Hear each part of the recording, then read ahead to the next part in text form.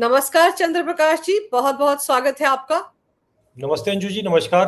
आपके दर्शकों को भी नमस्कार। सर, एक तरफ तो चुनाव प्रचार बंगाल में जोरों पर चल रहा है। लगभग 10 दिन के बाद वहां पर वोटिंग होनी है, लेकिन एसआईआर के मुद्दे पर अभी भी ममता सरकार के जो वकील हैं वो सुप्रीम कोर्ट के चक्कर काट रहे हैं, जबकि फाइनल लिस्ट भी चुनाव आयोग जारी कर चुका है। ये कैसे देखा जाए इस पूरे मामले को? मतलब ऐसा लगता है कि कई बार जिस तरीके से बार बार उनकी याचिकाएं सुप्रीम कोर्ट में पहुंच रही हैं और जिस तरीके से सुनवाई हो रही है, लग रहा है कि शायद वहीं पे बाहर कहीं फुटपाथ पे बंगाल सरकार के वकील और उनके अधिकारी जो हैं वो बाकायदे कोई झुग्गी उग्गी बनाकर बस गए हैं।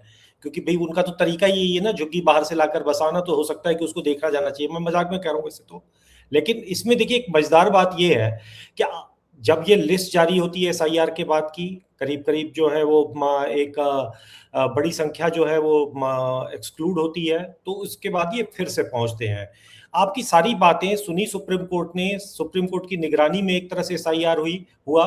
चुनाव आयोग के अधिकारियों की नहीं, बल्कि न्यायिक अधिकारियों, जुडिशियल ऑफिसर्स यानी जजों की देखरेख में हुआ।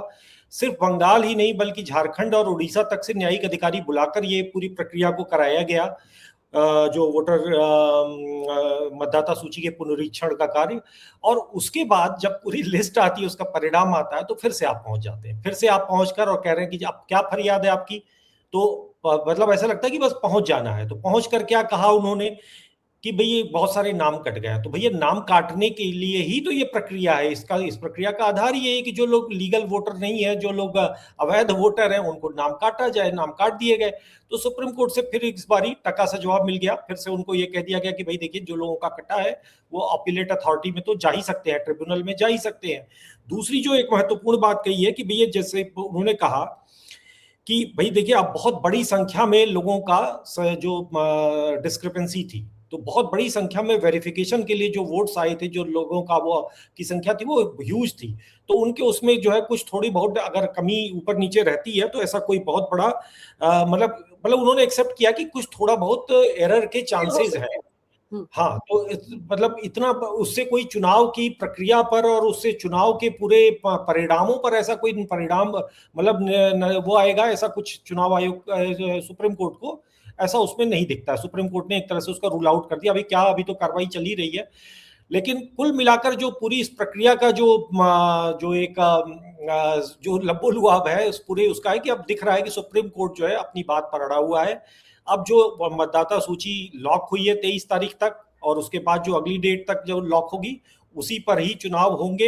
हाँ, एक टिप्पणी जस्टिस बागची ने अपनी सुनवाई में ये कहा कि अगर वोटर का मार्जिन, अगर चुनाव में जीत हार का मार्जिन कुछ संख्या से कम होगा तो हम देख सकते हैं। हालांकि वो भी ऑब्जर्वेशन है, कोई परिणाम, कोई आदेश नहीं है मेरे मेरे विचार से।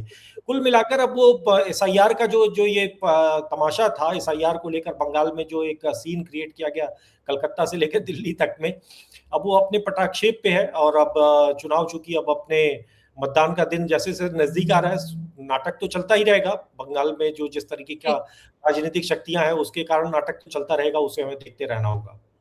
लेकिन आपको क्या लग रहा है, ये 90 लाख या 91 लाख जो वोटरों के नाम हटे हैं लिस्ट से, ममता बनर्जी को बहुत दर्द हो रहा है? उन्हीं का ही लग रहा है कि वोट बैंक था ही जिनके साथ ये सब कुछ हुआ, रोहिंग्या घुसपैठ है तो उन्हीं को वोट डालते हैं क्या?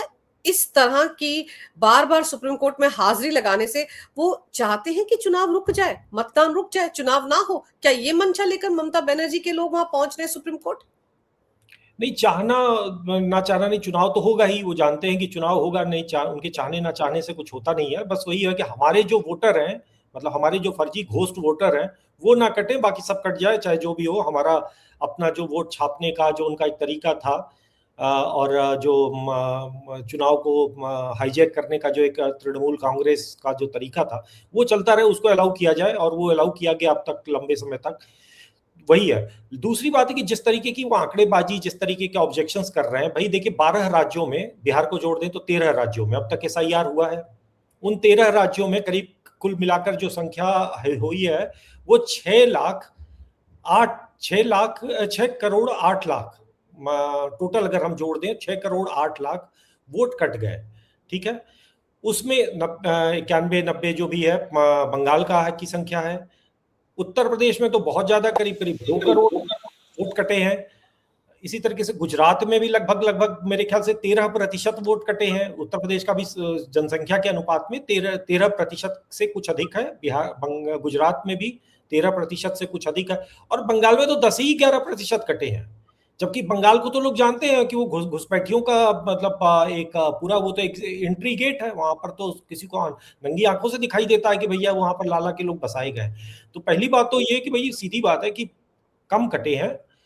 अब जो कटे हैं ममता बनर्जी चाहती हैं वो भी बचा लिए जाएं। अब वो बच मतलब अब वो कैसे बचा पाएंगी, क्योंकि आपके आंकड़े आपके पक्ष में नहीं है। क्योंकि उत्तर प्रदेश में 2 करोड़ लोग कट जाते हैं, बंगाल में तो 90 लाख ही कटे हैं। तो आप कोई बेईमानी आपके साथ नहीं हुई है, ये भी बता रहा है। प्रक्रिया फेयर चली। हाँ, कुछ लोग आप देखिए इस समय मीडिया किस तरीके से मदद करता है बंगाल सरकार। मैं देख रहा था कि कल से लेकर आज तक कई अखबारों में फलाने जी का नाम कट गया, वो बहुत बड़े आदमी थे उनका नाम कट गया। अरे भाई, जिसका नाम कटेगा ही अगर आप अपना जो फॉर्म होता है वो नहीं दोगे। एसआईआर में सबको अपना अपना फॉर्म भर के और बीएलओ तक देना था।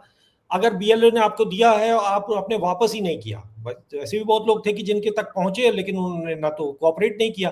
तो ऐसा अगर कोई है जिसने फॉर्म भर के नहीं दिया या गलत पूरे कागज नहीं लगाए तो उनका नाम कट गया होगा, इसमें कौन सी बड़ी बात है। लेकिन एक पूरा एक सीन बनाने की कोशिश हो रही है, तो उस पर भी एक तरह से आज ठंडे बस्ते में उन्होंने डाल दिया ये कह के कि भाई ठीक है, थोड़ा बहुत डिस्क्रिपेंसी थोड़ा बहुत ऊपर नीचे हो सकता है, और किस चुनाव में नहीं होता है।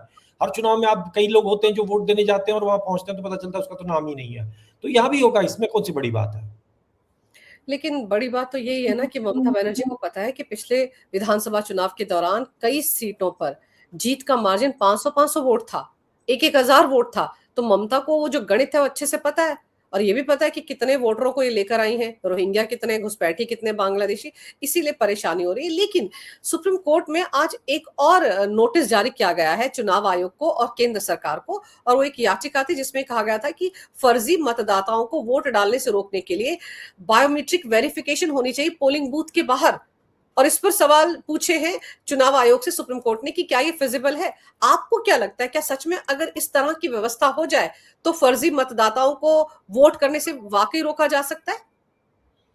देखिए, बायोमेट्रिक वेरिफिकेशन एक पूरी साइंटिफिक तरीका होता है जिसमें इस तरीके के कैमरे लगते हैं जो आपकी आंख की पुतलियों से आपको पहचान लेते हैं, जो एयरपोर्ट्स पे लगे होते हैं।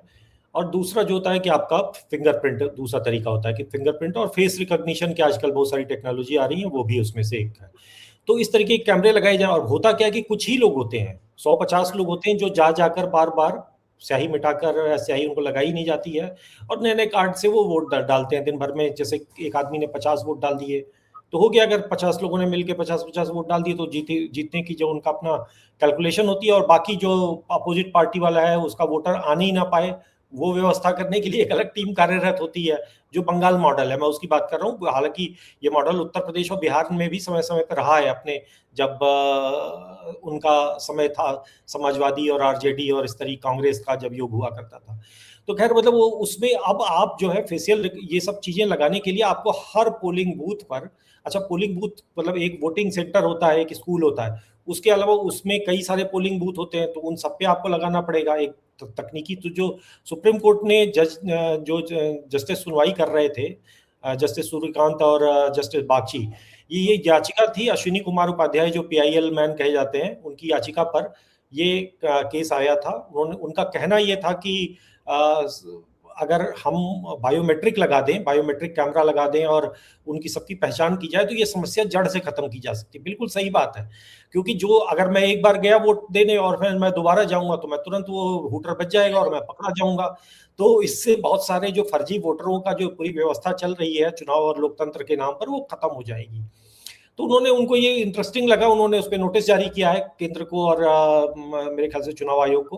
क्या उत्तर आता है, लेकिन हाँ ये है कि भाई उतनी फिर खरीद, उतना तकनीकी मशीनरी वो सब कहाँ से होगी, वो सब चीजें देखने वाली बात है। हाँ ये बात है कि ये वन फॉर ऑल खत्म हो जाएगी ये समस्या ही जो है कि कोई आप करते रहो चाहे जो भी, अगर वो कैमरा लग गया और कैमरे में आपका चेहरा आ गया, जैसा एयरपोर्ट से होता है, जैसा अब तो रेलवे स्टेशनों पर, हालांकि अभी सारे रेलवे स्टेशनों पर भी नहीं है, कुछ बड़े रेलवे स्टेशनों को छोड़ दे तो वो भी नहीं है। हालांकि अब धीरे धीरे देश में जगह जगह सुरक्षा जिस तरीके की चुनौतियां हैं, ये आवश्यकता तो है।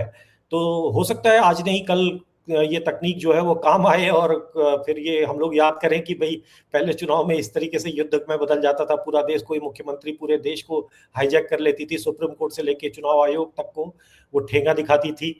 ये सब हो सकता है कल कुछ किंवदंतियां हो, कहानियां हो, ये रह जाए अगर ये टेक्नोलॉजी आ गई तो। बिल्कुल, और ये टेक्नोलॉजी अगर लाई जा सके तो मुझे तो लग रहा था ये बहुत अच्छा मौका था। कम से कम बंगाल चुनाव में इसको लागू कर दिया जाता तो बहुत सारी समस्याओं का हल हो जाता, कि ममता बनर्जी को बार-बार सुप्रीम कोर्ट के चक्कर नहीं काटने पड़ते। लेकिन अभी 5 राज्यों के विधानसभा चुनाव चल रहे हैं। इस बीच ये जो 16 से 18 अप्रैल के बीच विशेष सत्र बुलाया गया है, नारी शक्ति वंदन अधिनियम में कुछ संशोधनों को लेकर, उसको आप कैसे देखते हैं? क्या है ये संशोधन और क्या ये सच में पास हो पाएगा विपक्षी पार्टियों के रुख को देखते हुए? देखिए, पास तो खैर हो जाएगा, इसका उत्तर यही है। और क्या है इसमें संशोधन, वो तो लगभग लगभग लोग जान चुके हैं कि भाई सीधी बात है कि मतलब 1/4 सीटें जो है महिलाओं को आरक्षित करने की बात है, वो होगा। और चूंकि अब इसी बीच में जनगणना शुरू हो रही है, जनगणना शुरू होने के कारण और परिसीमन का भी साथ साथ में है, तो कुल मिलाकर इस संसद और विधानसभाओं का आकार बदलेगा। मतलब आज अभी हमारी 543 सांसद जो है लोकसभा में बैठते हैं, राज्यसभा का भी इसी तरीके से है। तो अब ये पूरी संख्या जो है, अगर हम लोकसभा की बात करें तो लोकसभा में ये संख्या बढ़कर करीब 815 या 816 हो जाएगी, क्योंकि अभी लोकसभा के जो क्षेत्र हैं वो काफी बड़े हैं। परिसीमन होगा, नई नई जनसंख्या पहले तो आएगी, नई जनगणना के परिणाम आएंगे, फिर उसके आधार पर परिसीमन होगा। जब परिसीमन होगा मतलब कि नए सिरे से लोकसभा क्षेत्र और विधानसभा क्षेत्रों का की हदबंदी होगी, और जब वो सब होगा तो एक नया पूरा बिल्कुल नई संसद, नया पूरा एक दृश्य जो है वो संसद में दिखाई देगा, और उसमें जो है 1/4 सीटों पर महिलाएं होंगी।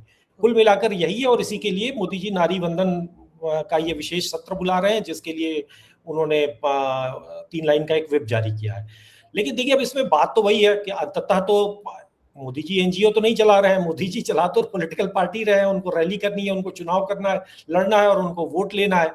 तो वो अंततः वो इस चीज को बिल्कुल सही जगह प्लेस कर रहे हैं, ताकि एक चुनाव में एक मैसेजिंग भी कर पाए कि भाई वो देखिए। और इसमें लेकिन साथ साथ में एक हिपोक्रेसी जो होती है भारत के विपक्ष की, वो भी एक्सपोज करना उनकी नीयत है। वो कैसे हो रही है वो देखिए। कांग्रेस पार्टी ने कल कहा, जो जयराम रमेश है वो कह रहे हैं कि भाई ये तो लाना ही नहीं चाहते, ये तो जाति आरक्षण कराना ही नहीं चाहते, जाति जनगणना कराना ही नहीं चाहते हैं। अरे भाई, अगर वो जाति जनगणना नहीं कराना चाहते तो ये शेड्यूल को क्यों जारी करते? दूसरी बात है कि अब उन्होंने एक नॉन इश्यू, एक ऐसा मुद्दा कहना शुरू कर दिया, शोर मचाना शुरू कर दिया, जो कभी जब आपको याद करिए, जब कांग्रेस मनमोहन सिंह प्रधानमंत्री हुआ करते थे, यूपीए सरकार थी, उस समय भी कई बार संसद में ये महिला आरक्षण विधेयक आया, महिलाओं के लिए 1/4 सीटें जो है वो आरक्षित करने के लिए। जब आता था तो 3 नेताओं को कांग्रेस पार्टी पीछे से आगे कर देती थी। मतलब एक मुलायम सिंह यादव थे, एक लालू यादव थे और एक शरद यादव थे। ये तीनों भाई मिलकर और उसका विरोध करते थे। विरोध ही नहीं करते थे, बाकायदे दंगा फसाद करते थे, संसद में मारपीट करते थे, कागज फाड़ते थे, सब कुछ हो जाता था। और कांग्रेस चुपचाप तमाशा देखती थी। इसमें एक मैसेजिंग हो जाती थी कि भाई सोनिया जी तो चाहती हैं, लेकिन साथ ही जो साझीदार दल हैं वो इसमें सहमत नहीं है। भाजपा उनके साथ रहती थी। भाजपा जो कहती थी कि नहीं भाई आप लाओ और हम आपका साथ देंगे और ये आरक्षण बिल पास कराया जाए, लेकिन वो नहीं करने देते थे। ये तीनों भाई जो है कांग्रेस पार्टी के, जो आज अब इंडी गठबंधन बना के साथ साथ घूम रहे हैं। तो अब इस पूरे तमाशे के दौरान सोनिया गांधी कहती थी कि भाई हम तो चाहते हैं, ये हमारे साथ के जो सपा आरजेडी और शरद यादव हैं, ये हमको नहीं करने दे रहे हैं। अब वही बात, वो तो चले गए दो, उसमें से अब लालू यादव तो कट ही गए, शरद यादव चले ही गए, अब बचे और मुलायम सिंह चले ही गए, अब उनके सुपुत्र जो राजनीति कर रहे हैं। और अब उसी बात को जिनको वो दूसरों से कहलवाया करती थी कांग्रेस पार्टी, आज खुद कह रही है। क्या कह रही है? वो ये कह रही है कि नहीं नहीं, इस आरक्षण में पिछड़ी महिलाओं, ओबीसी महिलाओं का भी कोटा होना चाहिए।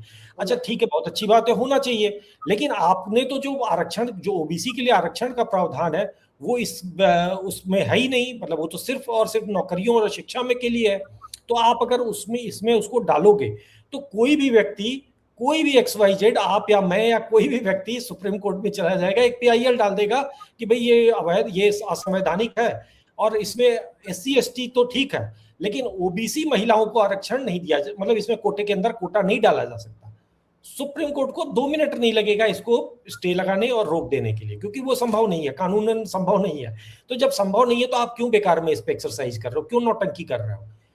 कांग्रेस और पार्टी बेसिकली, जी आपको याद होगा कि जब ये यूपी के जमाने में लाया भी गया था, उस वक्त भी तो यही कहा जा रहा था, तब उस वक्त भी इन तीनों भाइयों की तरफ से यही कहा गया था ना कि कोटे में कोटा लाया जाए।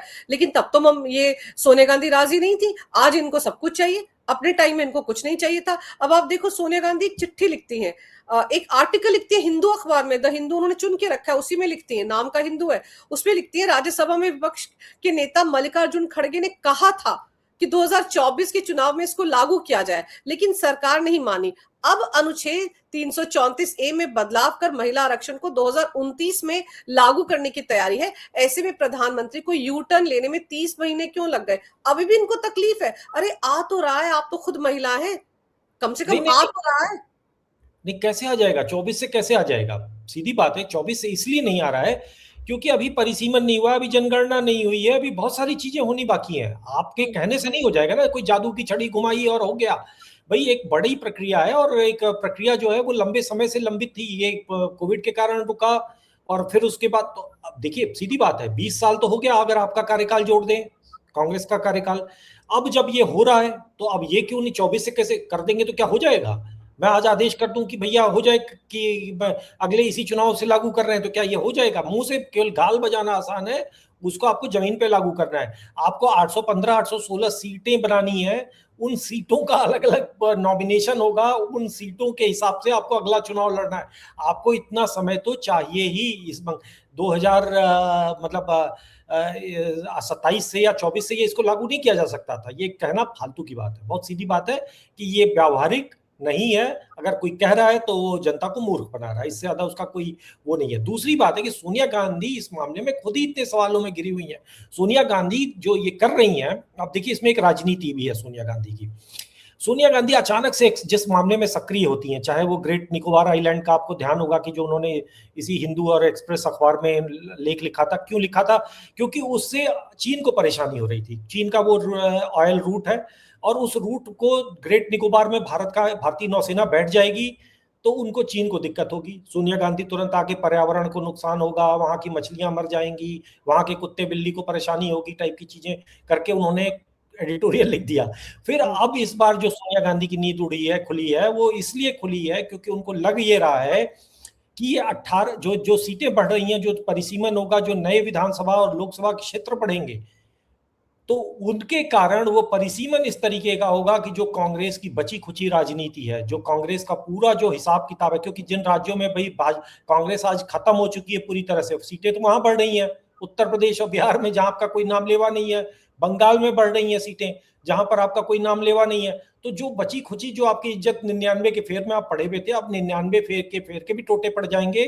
आपकी सीटें कुल अगर 816 भी हो गई तो भी आप दहाई में ही रहोगे, आप शायद तिहाई में कभी नहीं आ पाओगे। सोनिया गांधी को ये कैलकुलेशन शायद पता चल गया है या किसी ने बता दिया है। सोनिया गांधी को चिंता यही है, तो इसलिए हो ना हो, ये मेरा अपना मतलब अनुमान पे ही मैं कह रहा हूँ कि अब वो सोनिया गांधी नहीं चाहेंगी कि ये सब कहीं हो। वो फिर से वो नौटंकी करना चाहेंगी कि ये आरक्षण लागू ना हो, परिसीमन ना हो, रिजर्वेशन ना हो। और उनको ये भी दिख रहा है कि इन्हीं प्रक्रियाओं के माध्यम से इस सरकार ने लगभग एनआरसी तो कर लिया ना। अभी हम बात कर रहे थे कार्यक्रम के शुरुआती हिस्से में कि लगभग 6 करोड़ वोट तो ऑलरेडी एसआईआर में कट चुके हैं। अभी जबकि सिर्फ 13 राज्यों में एसआईआर हुआ है, 13 बिहार के समेत, मतलब 12 दूसरे फेज में और पहले फेज में बिहार। 13 राज्यों में जो एसआईआर हुआ है उसमें 6 करोड़ लोग तो ऐसे ही जा चुके हैं।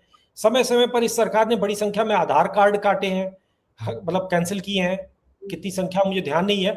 और इसके अलावा बड़ी संख्या में राशन कार्डों की, जो फर्जी राशन कार्ड बना रखे थे सोनिया गांधी जी के सौजन्य में, तो जिनसे ये बांग्लादेशी और रोहिंग्या जो है अनाज खाते थे, वो राशन कार्ड बड़ी करोड़ों की संख्या में, मतलब हो सकता है कि 8-10 करोड़ की संख्या हो, मैं हो सकता है मैं कंफर्म नहीं कर रहा हूँ, इतनी बड़ी संख्या में राशन कार्ड कैंसिल किए गए, आधार कैंसिल किए गए, वोटर कार्ड कैंसिल किए गए।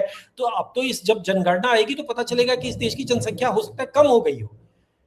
तो पहले तो अभी वो हो जाने दीजिए, अभी तो इस देश को पता चले कि हमारे चल क्या रहा था, हो क्या रहा था। और ये 6 करोड़ लोग अभी हट चुके हैं, अभी 12 राज्य 14 राज्य अभी, अरे जो बाकी राज्य है अभी उनमें जब एसआईआर होगा तो लगभग आप मान के चलिए कि 6-7 करोड़ लोग और हटेंगे, और 6-7 करोड़ लोग अगर और हटते हैं, या मान लीजिए 5 करोड़ भी हटते हैं, तो 10-11 करोड़ तो सीधे सीधे यही हो गया। 140 करोड़ का देश जो हम कहते हैं, हो सकता है हम गलत कह रहे हो, हमारी तो जनसंख्या ही 100 करोड़ हो। तो अभी तो पहले पता चल जाए कि नाई नाई कितने बाल मतलब अभी तो सामने पहले सच्चाई आए, फिर उसके बाद सोनिया गांधी की परेशानी, हो सकता है सोनिया गांधी को इसका अनुमान हो कि उनके जी। साथ क्या होने जा रहा है। नहीं, और पता है क्या है, सब कुछ बड़े सिस्टमैटिक तरीके से हो रहा है। आपको समझना पड़ेगा ना कि पहले ये सफाई को हटाएं, उसके बाद ही पूरा झाड़ झंपड़ होगा ना पूरे घर में। और फिर आप देखो कि इनका ये भी मांग है कि भाई 29 अप्रैल को सर्वदलीय बैठक बुलाई जाती, उसमें डिस्कस होता। हाँ, उसके बाद ही स्पेशल सेशन बुलाया जाता। तकलीफ तो इस बात की है कि बंगाल जो है वहां पर 48.86% महिला वोटर है, और अभी वहां पे जो वोटिंग होनी है उससे पहले अगर ये विशेष सत्र बुलाकर इस अधिनियम में बदलाव किए जाते हैं तो कहीं इसका फायदा बीजेपी को ना हो जाए। आज पीएम मोदी ने वो नारी शक्ति वंदन समारोह भी तो आयोजित किया था ना, सम्मेलन, उसमें भी उन्होंने काफी कुछ कहा। तो तकलीफ इस बात की भी, इनको डर लग रहा है महिला वोटर इनका सुपड़ा पूरी तरह से और जगहों से साफ ना कर दें। देखिए, बीजेपी को लाभ हो जाए तो ऑपरेशन सिंदूर का विरोध करेंगे, बीजेपी को लाभ हो जाए तो पाकिस्तान पे हमले का विरोध करेंगे, बीजेपी को लाभ हो जाए तो आप मतलब किसी भी चीज साफ, मतलब हवा में सांस क्यों, ऑक्सीजन में क्यों ले रहे हो, उसका विरोध आप करेंगे। 26/11 जैसे सबसे बड़े आतंकवादी हमले में पाकिस्तान पर कार्रवाई इसलिए नहीं करते क्योंकि 2009 में ऐसा ना हो कि बीजेपी को फायदा हो जाए। ये हाँ, कहा गया था सोनिया गांधी और मनमोहन की तरफ से बराक ओबामा को। हाँ, तो जो कांग्रेस पार्टी का पूरा जब थॉट प्रोसेस ही जो है वो वहां पहुंच चुका है, तो फिर पहली बात तो वो विपक्ष की पार्टी, मुख्य विपक्षी पार्टी होने के लिए कम से कम ठीक है, तकनीकी रूप से वो हो सकती है। मतलब ये देश का दुर्भाग्य है कि जो विपक्षी पार्टी है वो काम नहीं कर रही जिसके लिए विपक्ष का कॉन्सेप्ट रखा गया था। बाकी सोनिया गांधी के पास अब एक्सपोज होने के लिए कुछ बचा नहीं है, कुल मिलाकर उनको विरोध करना है, उनके विरोध में उनका भी अपना हित नहीं होता है, भाजपा का हित ज्यादा छुपा होता है। उनको ये भी दिख रहा है कि उनका हित तो किसी तरीके से नहीं है, उनके हित का तो अब कोई गुंजाइश इस देश की जनता ने छोड़ा ही नहीं है। हाँ, लेकिन अब वही है कि मेरी दोनों आंखें फूट जाए लेकिन सामने मेरे दुश्मन की एक आंख फूट जाए, तो सोनिया गांधी उस और राहुल गांधी दोनों की राजनीति अब उसी कॉन्सेप्ट पे चलती है, उसी थ्योरी पे चलती है, और क्या ही उनको क्या मिलेगा इसमें। लेकिन आपको इस पूरे विशेष सत्र के दौरान जिस तरह की बयानबाजी हो रही है विपक्ष के नेताओं की तरफ से, और पीएम मोदी ने तो आज आह्वान भी किया कि सब लोग आकर मिलकर इसको पास करवाएं ताकि जल्द से जल्द इसको लागू करवाया जा सके। तो ऐसे में जब उन्होंने तो एनडीए ने तो व्हिप जारी कर दिया अपने सभी सांसदों के लिए, आपको विपक्ष की रणनीति क्या लगती है? वो तो हमेशा की तरह विरोध ही करेंगे, और अगर सर्वदलीय बैठक बुला भी ली जाती तो राहुल गांधी तो आते ही नहीं उसमें। ये भी तो सच्चाई है ना। देखिए, बहुत सारी सर्वदलीय बैठकें इस देश ने देखी हैं, विपक्ष जो है पूरी तरह से गैरहाजिर है। राहुल गांधी का जो अगला टिकट होगा विदेश यात्रा का, पता नहीं, मतलब कट ही चुका होगा, प्लान बन ही चुका होगा। ऐसा तो है नहीं कि वो फुल टाइम पॉलिटिशियन है कि वो भारत में रहेंगे। और दूसरी बात है कि जो मल्लिकार्जुन खड़गे या उनकी पार्टी के अन्य नेता है, उनकी भी गंभीरता इसी बात से, उनके पास शक्तियां भी तो नहीं है ना, उनके पास अधिकार भी नहीं है कि वो कोई इस तरीके का बोले। देखिए, बात वही है कि आपको कुछ कहना है, कुछ कह के उसका विरोध कर देना है, ठीक है ना। अगर सर्वदलीय बैठक बुला दी जाएगी तो सर्वदलीय बैठक में भी कुछ आप मीन मेख निकाल लोगे। तो कुल मिला के कांग्रेस पार्टी पिछले कुछ वर्षों से यही राजनीति कर रही है। उनको लगता है कि विपक्ष का मतलब होता है विरोध करना, विपक्ष का मतलब विरोध करना नहीं होता है।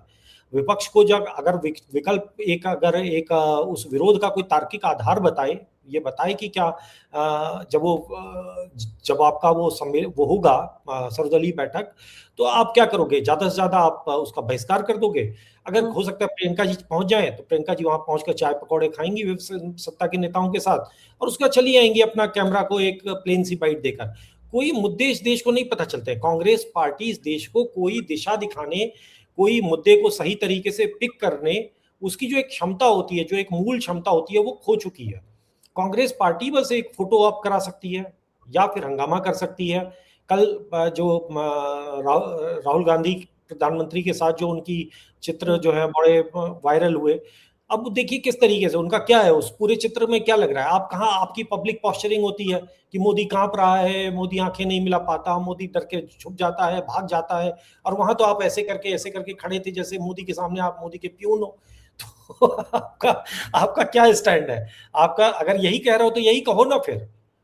तो वो भी तो नहीं है ना कि आप मोदी के सामने कोई बड़ा मुद्दा रख पाओ, आप मोदी को बातों में लाचार कर दो, लेकिन वो भी तो नहीं कर पा रहे हो। संसद में आप मतलब फोटो दिखाने शुरू कर देते हो, फोटो संसद में आप हिंदुओं पे अटैक करने लग जाते हो। आपको पता ही नहीं है कि आपकी लड़ाई हिंदुओं से है, आपकी लड़ाई नरेंद्र मोदी से है, आपकी लड़ाई इस देश से है, किससे है? आपने कभी कहा कि जी हमको तो भारत के इंडियन स्टेट से लड़ना है, आप किससे लड़ना है आपको ये पता ही नहीं है। कुल मिलाकर आप कंफ्यूज हो। तो अंततः इसमें भी, चाहे वो ये सर्वदलीय बैठक हो, नारी बंधन विधेयक हो, इस सब के वो क्या कह रहे हैं, बस वो कह रहे हैं, उसके पीछे उनकी कोई रणनीति नहीं है, ये तय है। लेकिन क्या पीएम मोदी ने इन सबको फंसा दिया है? क्योंकि उन्होंने कहा ना कि तुम नारी शक्ति के लिए है, आइए सब मिलकर करें। अब उगले भी नहीं बनता है, निगले भी नहीं बनेगा विपक्ष को, क्योंकि अगर इसके खिलाफ जाएंगे तो वैसे ही इमेज जो पहले भी बनी हुई है वैसे और बन जाएगी कि देखो महिला को आरक्षण देना चाहते, भले ही पोस्टरिंग करती थी सोनिया गांधी की मैं तो देना चाहती हूँ, देखिए मुलायम सिंह यादव भी तैयार नहीं, लालू तैयार नहीं, शरद यादव तैयार नहीं। अब क्या होगा? अब तो ये फंस गए ना एक तरह से। देखिए कांग्रेस पार्टी कहीं नहीं फंसी है। कांग्रेस हम्म। पार्टी फंसे तो वो ना, जिसको भाई देखिए उसमें उनका स्टैंड बड़ा क्लियर है।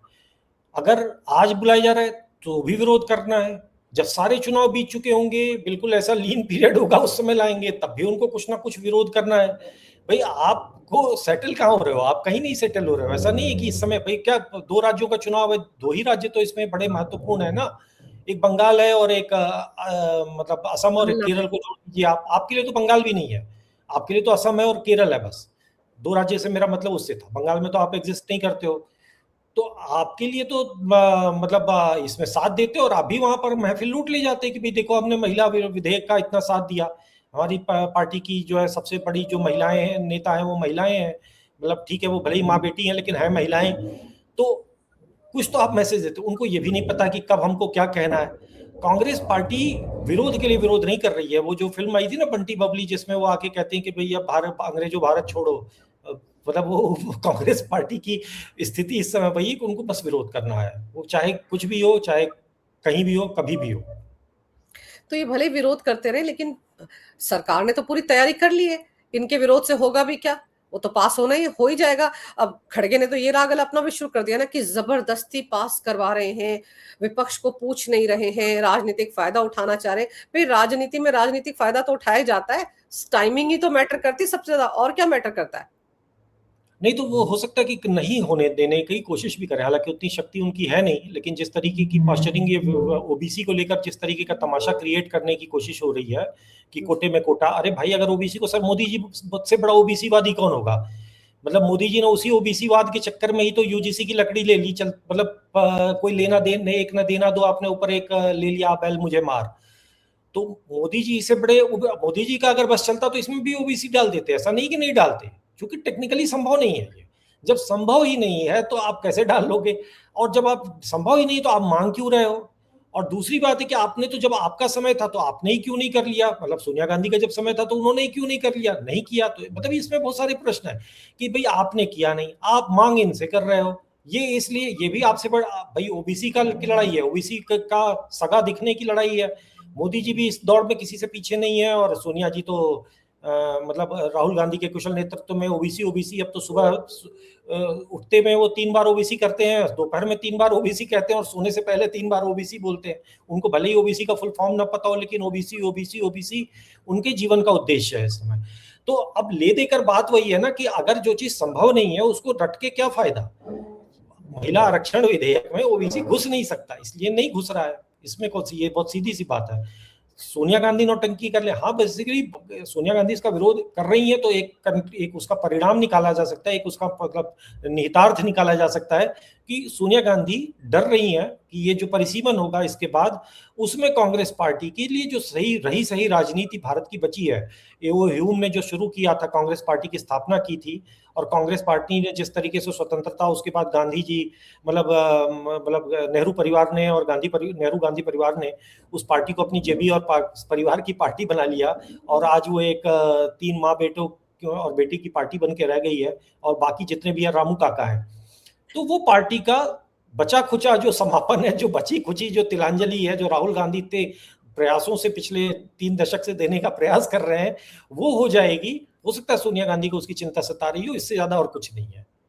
नहीं, नहीं, वहाँ तो लड़की हूँ, लड़ सकती हूँ का नारा दिया जाता है, काहे को डरेंगे, वो तो बहुत नारी शक्ति है उनमें भी। लेकिन तो इसमें सारी लड़कियां तो छोड़ गई, जिन लड़कियों के साथ वो लड़कियों लड़ कह सकती हूँ, सबसे पहले तो उन्होंने वो अदिति सिंह को भगाया, और जितनी उत्तर प्रदेश की लड़कियां हैं सब उनको लात मार मार के निकल गई। तो क्या लड़ सकती हूँ, आपस में लड़ सकती हूँ बस। तो खुद वो लड़न जिनकी अगुवाई में वो ये नारा दिया गया था, नारी हूं या लड़की हूं लड़ सकती हूँ, उनका खुद का हाल क्या हो महासचिव बनकर। आप देख लीजिए ना, फिर चुनाव लड़के आना पड़ा। लेकिन आप ये सोचिए ना कि सोनिया गांधी को भी मोदी सरकार से ही उम्मीद है कि वही ये कर सकते हैं। मैं तो नहीं कर पाई, मुझे लगता है ऐसे वो सरेंडर कर रही है कि मैं तो नहीं कर पाई, मैंने भी कोशिश की, लेकिन मोदी जी आप ही कर दीजिए। तो ये सोचिए कि हर किसी को मोदी सरकार से उम्मीद है कि यही कुछ कर सकते हैं, यही महिलाओं को आरक्षण दे सकते हैं, एससी एसटी का तो है ही, ओबीसी को भी दे सकते हैं। इसीलिए शायद सोनिया गांधी ने ये आर्टिकल लिखकर मोदी जी को याद दिलाया कि कम से कम मेरी बात तो सुनिए, मैंने भी चाहा था ये सब करना, लेकिन हो नहीं पा रहा है। मुझे तो उनकी लाचारी ज्यादा नजर आ रही है। और ये आर्टिकल वो तभी लिखते हैं जब उनकी पार्टी में कहीं ना कहीं कुछ ना कुछ नुकसान होने की संभावना होती है, वरना वो बाकी मुद्दों पर कभी कोई चिट्ठी या आर्टिकल नहीं लिखती हैं। अब हम सब जानते हैं घोस्ट राइटर ही इस तरह के आर्टिकल लिखते हैं बड़े बड़े नेताओं के लिए। लेकिन चलिए अब देखते हैं ममता बनर्जी जो तकलीफ लेकर सुप्रीम कोर्ट पहुंचे उसका क्या होता है। दो टूक बार बार, कितनी बार सुप्रीम कोर्ट ममता बनर्जी और उनके वकीलों की बोलती बंद कर चुका है, लेकिन ममता है कि मानती नहीं है। और ऊपर से अगर ये बायोमेट्रिक वेरिफिकेशन वाला मामला सिर चढ़ जाता है तो आप सोचिए बड़ा क्रांतिकारी कदम होगा फर्जी वोटरों को रोकने के लिए। लेकिन आपने समय निकाला, बड़े विस्तार से इन सारे मुद्दों पर बड़ी अहम जानकारी मेरे दर्शकों को दी चंद्र प्रकाश जी, इसके लिए आपका बहुत बहुत धन्यवाद। नमस्कार, भारत माता की जय, वंदे मातरम, जय श्री राम। जय श्री राम।